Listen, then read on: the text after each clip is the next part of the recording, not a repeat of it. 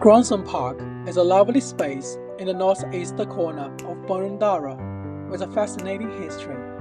When I open a device to test its elevation, it's around 91.2 meters higher than the sea level. When I arrived in the park, I was captivated by the birds chirping. I wasn't sure how many birds' homes were on the tree. After that, I walked closer and stood there to listen and reflect. On the one hand, I wanted to account for how many birds' nests are in the trees. On the other hand, I can observe different shapes of tree leaves, such as needles, ellipses, and other shapes. Furthermore, I also noticed that some trees were taller and heavier than others. Shapes, heights, and birds chirping belong to science and math curriculums, which are the easiest ways to describe an object. They grow in nature and can be used as pedagogies because they develop people's intellect and calculation.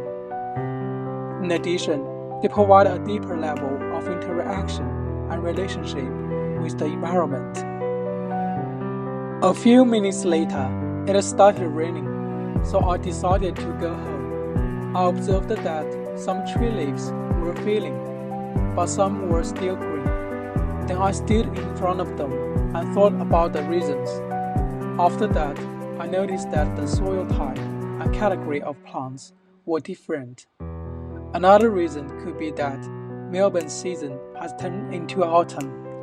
What is more, if I use my experience perspective, perhaps the leaves of the tree are feeling cold or hot, and they need to put on or off their jackets. Polo 2009 reported that using several vivid explanations or mysteries might be the new pedagogies, which can help people easy to understand and gain pieces of knowledge. I watched the water flow from the upper level to the lower level, so I asked myself why water runs from high to low areas. I considered this issue using my previous knowledge.